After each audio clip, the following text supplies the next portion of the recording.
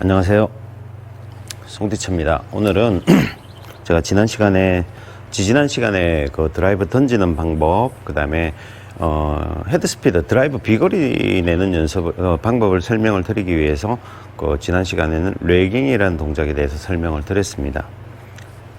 오늘은 드라이브 비거리 내기 위한 세 가지 요소에 대해서 설명을 드릴 건데요. 첫 번째 조건이 헤드스피드예요.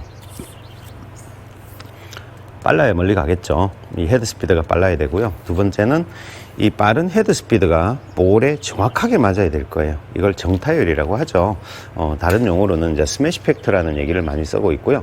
그 다음에 세 번째는 스피드 빠르고 정타에 맞는데도 불구하고 공이 위로 많이 뜨게 되면, 아니면 되게 낮게 가거나 너무 낮게 가거나 이러면 거리가 짧아질 수밖에 없죠. 그죠? 그래서 세 번째 조건이 런치 앵글이라는 얘기를 많이 쓰는데요. 그게 발사각입니다. 발사각을 얘기를 하는 거고요. 이 세 가지 조건이 드라이버 비거리를 내기 위한 조건인데요. 이 세 가지 조건이 워낙 내용이 광범위하다 보니까 오늘은 헤드 스피드에 관한 부분만 좀 설명을 드릴게요. 헤드 스피드를 내는 방법이 세 가지가 있습니다. 이것도 세 가지가 굉장히 중요한데요. 첫 번째는 코어의 회전이에요. 코어가 백스윙과 다운스윙을 할 때 코어의 회전이 반듯해야 돼요. 만일에 코어가 백스윙과 다운스윙을 하는데 빠지고 뒤집어지고 이런 동작으로 움직이고 있다면 이 코어의 움직임을 가지고 헤드 스피드를 내는 것은 일단 불가능하다고 보시면 돼요. 그래서 이 코어 회전에 관한 부분들은 제가 유튜브 영상 1강을 보면 설명이 잘 되어 있습니다. 임팩트 타이밍의 동작을 만들기 위한 거예요. 이렇게 설명이 잘 되어 있으니까 그 부분을 한 번 더 돌려보시면 도움이 많이 되실 거예요. 두 번째는요, 코어 회전 다음에 두 번째는 손목 회전이에요. 손목 로테이션. 손목 로테이션이 굉장히 중요한데, 이때 그립의 중요성이 다시 또 한 번 나와요. 그립이 얼마나 중요한지. 그래서 손목 회전이 빨라야 돼요. 손목 회전이 굉장히 빠르게 되는 연습이 돼야 되고요. 세 번째는 타이밍이에요. 백스윙에서 코어가 돌아가지고 코어가 백스윙의 모양으로 갔다가 이 임팩트 모양으로 들어올 때 이 시간차 있잖아요. 이 시간과 헤드가 탑에서 공을 가격하는 시간에 어떤 시간차가 동일해야 돼요. 그 타이밍이 굉장히 중요한데 이 세 가지가 잘 되어 있어야 돼요. 코어, 손목 로테이션, 타이밍. 그러면 이렇게 정리해 볼게요. 지금 제가 동작을 한번 보여드릴 건데, 이 채를 움직이는 방법이 세 가지가 있어요. 이 채를 이렇게 만들어 놓고 클럽 헤드를 움직이는 방법이 세 가지가 있는데, 첫 번째 방법이요. 첫 번째 방법, 팔로만 이렇게 왔다 갔다 하는 방법이 있어요. 첫 번째 방법. 대부분의 이제 사람들이 이렇게 많이 치려고 하죠. 팔로만 움직이려고 하고, 그리고 몸을 쓴다고 해도요, 사실은 팔로 움직이고 있어도 몸도 돌아가는 것처럼 느껴져요. 여기서 착각이 일어나는 거. 첫 번째 팔로 움직이는 방법. 두 번째는요, 손목으로만 채가 움직여지는 방법이 있어요. 손목으로만 움직여지는 방법.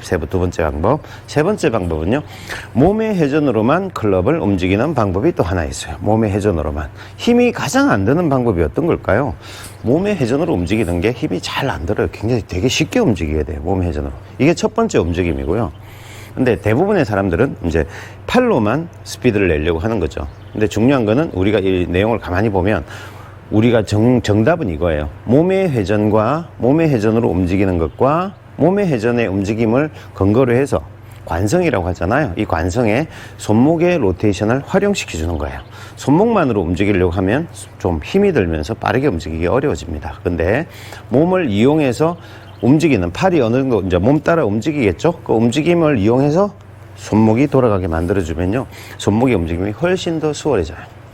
이 세 가지가 맞춰졌을 때 드라이브 비거리가 늘어나는데, 첫 번째 사람들이 못하는 거는 코어의 회전을 정확하게 못하고 있다는 거.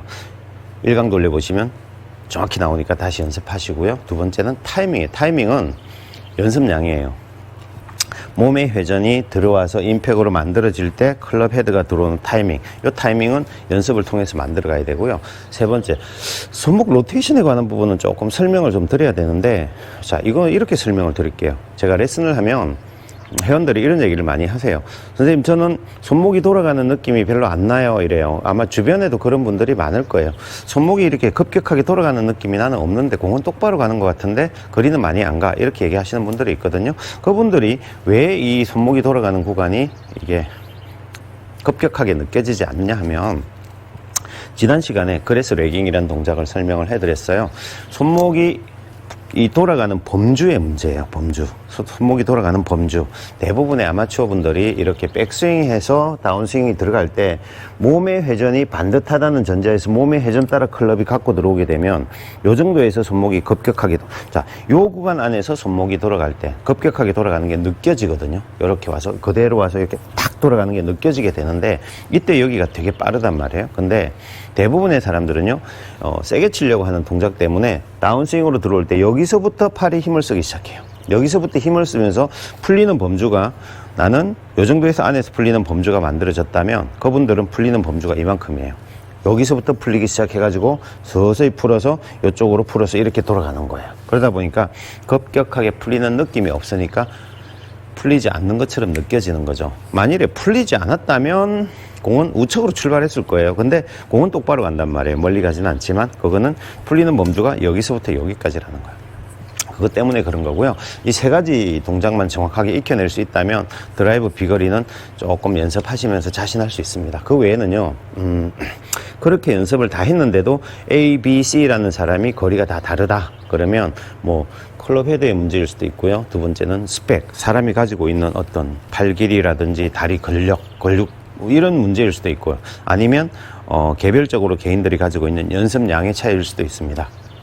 예, 이런 얘기를 해드리는 이유가 뭐냐면 이 항목들을 코어 회전, 손목 로테이션, 타이밍 이 항목별이 사실은 각 분야마다 별도의 영상을 제작해야 될 만큼 내용들이 많은 그 얘기들이에요. 근데 이걸 영상 하나로 하려면 시간이 너무 길어지니까 일단 전체적인 내용만 설명을 드리고요. 각 부분에 관해서는 별도 영상을 또 만들어서 설명을 해드리도록 하겠습니다. 근데 이 내용을 알고 있어야 연습하는 게 효율적으로 바뀔 거예요. 그 내용을 모르는 사람들은 계속 팔로만 세게 치려고 하게 될 것이고요. 그래서 보통 우리가 연습을 하면 그래요. 이런 느낌이 있어요. 헤드 스피드가 빠른 분들의 스윙 구조를 가만히 보면 그렇게 세게 치는 것 같지 않아요. 부드럽게 치는 것 같은데 공은 되게 강하게 맞는단 말이에요. 저도 그런 얘기를 많이 듣는 편인데 살살 치는 것 같은데 공 되게 세게 맞네요. 이런 얘기를 많이 하거든요. 그러면 사실은 저는 그렇게 얘기를 해요. 저 살살 치지 않아요. 저 정말 세게 치고 있는 건데 여러분들 눈에는 그게 부드럽게 그냥 치는 걸로 보이는 것 뿐이에요. 왜 그러냐면 제가 헤드 스피드를 빠르게 하기 위해서 힘을 쓰는 어떤 메커니즘과 여러분들이 상상하고 있는 그 메커니즘이 좀 다르다는 거예요. 그걸 여러분들이 잘 모르고 계신 거고, 그 부분을 알고 설명을 듣고 그 부분을 연습을 하다 보면 여러분들도 그렇게 됩니다. 그렇게 되려면 처음에는 생각보다요, 우리는 항상 제가 그러잖아요. 기본에 충실해야 된다고. 코어가 반드시 도는 것 첫 번째. 이게 충분히 연습이 돼야 되고요. 그 다음에 그것 따라 팔이 움직이는 동작들이 쉽게 가야 되고, 쉽게 움직일 수 있어야 되고요. 그 다음에 손목이 돌아가는 동작들이 빨라져야 돼요. 근데 그건 의외로 팔이 세게 치려는 거하고는 좀 다르다는 거예요. 팔이 세게가, 이 클럽이 빠져나가려면 손목으로 가져와서 손이 좀 멈춰야 헤드가 빠질 거 아닙니까? 손이 좀 멈춰줘야 헤드가 빠질 거예요. 아니면 손이 좀 천천히 가야 헤드가 좀 더 앞질러 갈 거 아니에요. 추월을 할 거 아니에요. 근데 손이 너무 팔이 세게 치려고 하다 보니까 손이 너무 빨리 가져가는 거예요. 그럼 헤드는 계속 뒤따라올 수밖에 없죠. 그러다 보니까 슬라이스가 나니까 인위적으로 이제 이걸 맞춰야 된단 말이에요. 힘으로 이걸 맞춰내야 된단 말이에요. 맞추려고 하다 보니까 이렇게 와서 여기서 힘으로 맞추기는 어렵거든요. 그러니까 어떻게 하냐면 여기서부터 미리 풀면서 맞춰 들어오는 거예요. 그러다 보니까 여기서는 빨라지지 않게 되는 거죠. 그래서 드라이브 거리를 내려면 드라이브 비거리 욕심을 버려야 된다는 말이 있잖아요. 그게 의외로 팔에 힘을 놓으란 뜻이에요. 백스윙 탑에서 팔에 힘이 빠져 있어야 돼요. 빠져 있어야 되고요. 진짜 받치는 느낌으로 만들어져 있어야 되고, 다운스윙의 출발이 하체 회전이긴 하지만 하체 회전 따라 상체는 동시에 돌아가기 시작하거든요. 이렇게 돌아가기 시작할 때 이 두 팔은 자연스럽게 몸에 붙어 들어와야 돼요. 이렇게 붙어서 여기서는 손목 회전으로만 탁 빠져나가줘야 헤드 스피드가 빨라지게 됩니다. 그래서 이 세 가지를 염두에 두고 연습을 하시면 아무래도 이건 시간이 걸리는 일이에요. 단기간에 탁 되지는 않아요. 분명히 연습량과 시간이 걸리는 일인데 우리가 내용을 정확히 알고 연습을 하면 많이 걸리는 시간이 단축이 되겠죠. 많이 단축이 되고 효율적인 연습을 할 수 있을 거 아닙니까? 그렇죠? 그래서 이 내용을 좀 알고 연습을 하시면 거리를 내는 연습을 하는 데 있어서 남들보다 좀 더 빠르게, 좀 더 쉽게 연습을 하실 수가 있을 것 같습니다. 그리고 다음 시간에는 제가 정타율에 관한 부분요, 또 그 다음 시간에는 발사각에 관한 부분, 또 그 다음 시간에는 이 헤드 스피드, 정타율, 탄도 발사각의 분야별로 한 두세 가지 또 항목들이 있어요. 그것도 별도의 영상으로 만들어서 여러분한테 소개해 드리도록 하겠습니다. 오늘은 여기까지 하겠습니다.